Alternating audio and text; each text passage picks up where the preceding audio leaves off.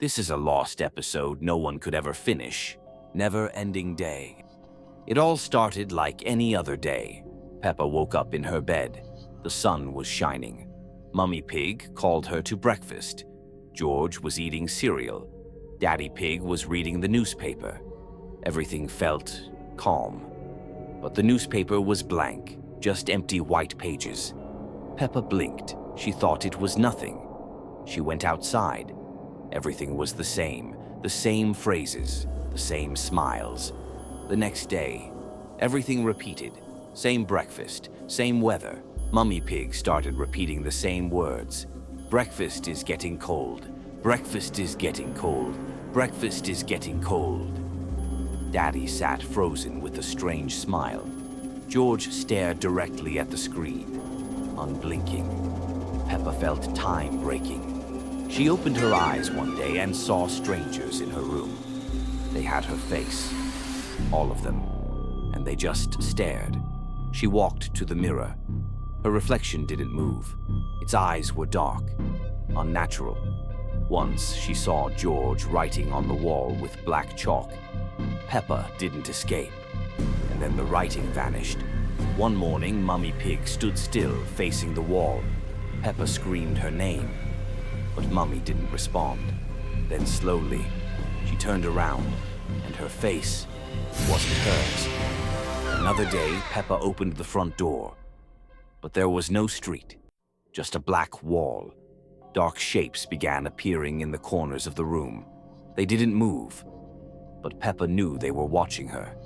And then, she didn't wake up in her bed. She woke up inside a cardboard box. There was a price tag on her chest, $13.99. Voices outside whispered, "Let's take this one. Give it to the kid." For the last time, Peppa opened her eyes and saw a screen. On the screen, just one line of text, "File successfully deleted." And then there was only black. No Peppa, no day, just silence. Grandpa's letter. One day, our grandfather left and never came back. We searched for him, but it was no use. Half a year later, while going through his closet, I picked up Grandpa's coat and felt something in the pocket. I reached in, unfolded a note, and saw his handwriting. It said, "My dear ones, this is not a farewell, not a will. It's a joke. I've been living in the forest with an old friend you've never met. Here's the address.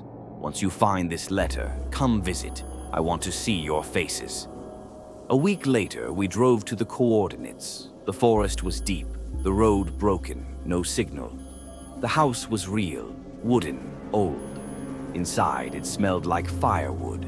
We waited an hour, then two. Night fell quickly. Something rustled outside. Dad went to check. He didn't come back. We were alone. George noticed. One of the cups was empty. Peppa turned around, but she wasn't looking at Mom anymore. She was staring at something behind her. The face in the corner. This deleted episode was never aired on television. It all began like any ordinary sunny day. In a quiet children's room, Peppa and George were playing. Everything was calm. They were building a tower of blocks, just like always. But then something caught Peppa's attention. She stopped and looked toward the corner. In the corner of the room, near the ceiling, a blurry face appeared. It was barely visible, like a shadow, but its expression was cold, lifeless. It stared at Peppa, as if studying her every move. Peppa froze, unable to look away. The shadows on the walls began to shift and twist, as if they were alive. Her heart started beating faster. Something was wrong. Something was there that shouldn't have been. She stepped forward, trying to understand what was happening, but the face didn't vanish. It became clearer. Now it was right in the top corner of the room. Peppa felt the air grow colder. Darkness began pulling her toward that corner.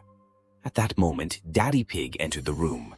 He looked at Peppa and George with surprise, but his voice sounded strange, low and distorted.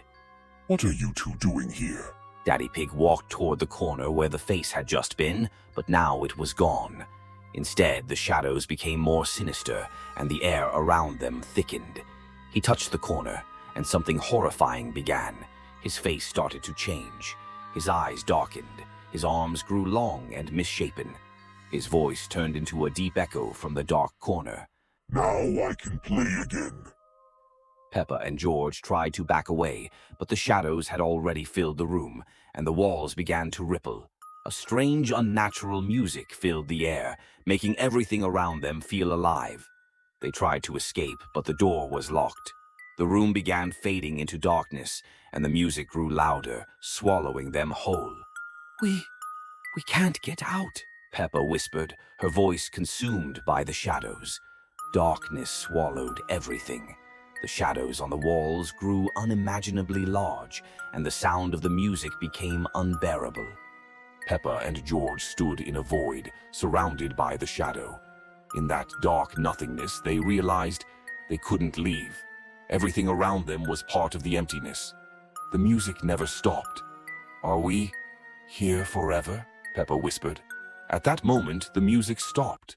Silence. And they disappeared. Gone. Forever. Peppa, George, and little Evie snuggled comfortably in bed. A bedtime story, the perfect end to the day. Peppa's gaze drifted toward the bedroom door, behind which something was awakening. "I'll check the kitchen. Quickly, go to sleep," said Mommy Pig, but she never returned. "Mom!" George and Evie looked anxiously into the semi-darkness of the corridor. The call of darkness came from there. Peppa took Evie's hand and they stepped forward into the unknown. Dark streams flowed down the walls. Each step could be their last. "Mom, where are you?" And the darkness answered. Suddenly, a splash. Ink began to rise upward.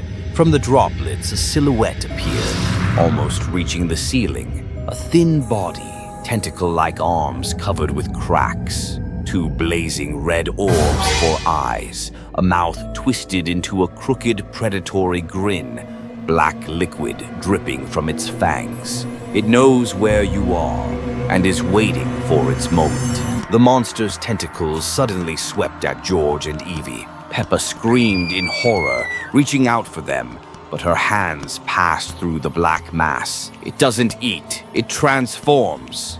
George and Evie disappeared into the ink-like mass, and after a second, they reappeared, but already changed. Their eyes were completely black, their smiles unnaturally wide, their skin gray. Now they are his servants. "Play with us, Peppa."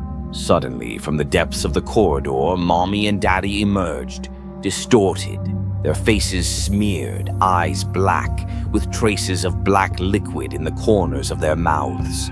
Even loved ones have become strangers, and now she is alone.